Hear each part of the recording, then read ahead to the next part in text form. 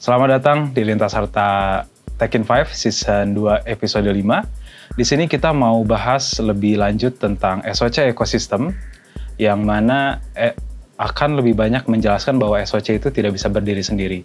Nah, tapi sebelum itu saya mau kenalin dulu. Di sini ada Mas Farisi dari Digital Infrastructure Product Manager. Di sini Mas Farisi akan cerita lebih jauh lagi tentang digital infrastructure. Bukan begitu, Mas Faris? Oke, tentu saja. Jadi di sesi kali ini kita selain membahas SOC, kita juga akan melihat bahwa yang namanya security ternyata hadir di semua aspek. Dan dengan konteks transformasi digital, kita akan melihat bagaimana security dan ke arah digital infrastructure bisa saling berkomunikasi dan saling memproteksi. Oke, silakan Mas Ginda.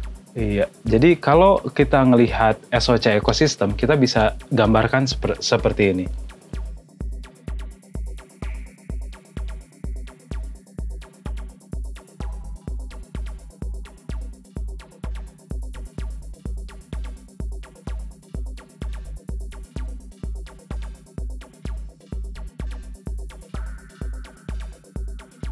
Ya, kalau kita ngelihat dari SOC ekosistem ini, SOC itu tidak bisa berdiri sendiri. Dia butuh teknologi security lainnya, atau bahkan sampai ke infrastructure, biar dia bisa kasih analisis yang lebih baik lagi gitu. Nah, mungkin tentang digital infrastructure sendiri, untuk gambaran besar dari SOC-nya nanti, itu bisa ditambahkan ya oleh Mas Farisi, seperti apa untuk digital infrastructure? Oke, menarik sekali Mas Ginda ya. Jadi kalau kita lihat, memang melihat SOC ekosistem artinya semua aspek dipertimbangkan.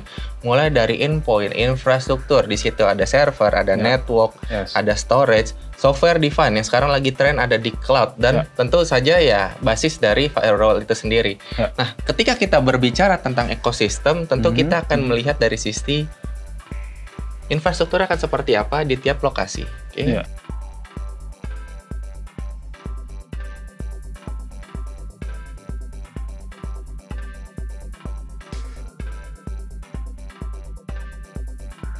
Oke, menariknya sekarang kalau kita berbicara tentang ekosistem, ternyata setiap aspek SOC itu mencakup di semua tempat. Nggak lagi hanya di kantor pusat saja, nggak hanya ada di data center, nggak hanya di cloud, sampai ada di home user maupun yang ada di mobile device.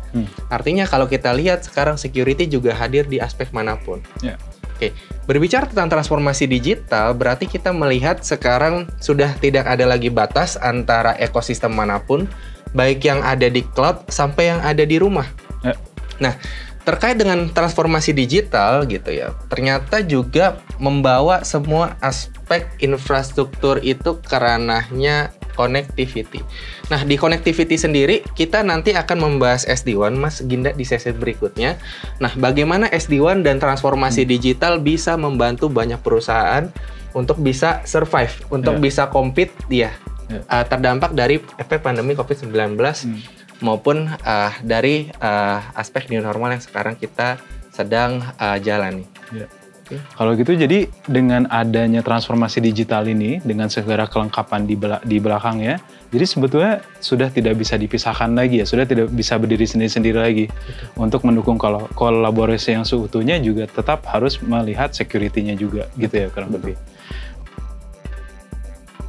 Mudah-mudahan penjelasan singkat tadi bisa menjadi pembuka untuk season berikutnya, dan juga sekaligus menjadi akhir dari season ini tentang transformasi digital. Ya, di season berikutnya kita akan mengupas tuntas lebih dalam lagi tentang transformasi digital dan apa itu teknologi SD-WAN, yaitu teknologi yang memang sangat relevan di era teknologi sekarang dengan transformasi digital. Well, that's 5 minutes. Sampai jumpa di season berikutnya.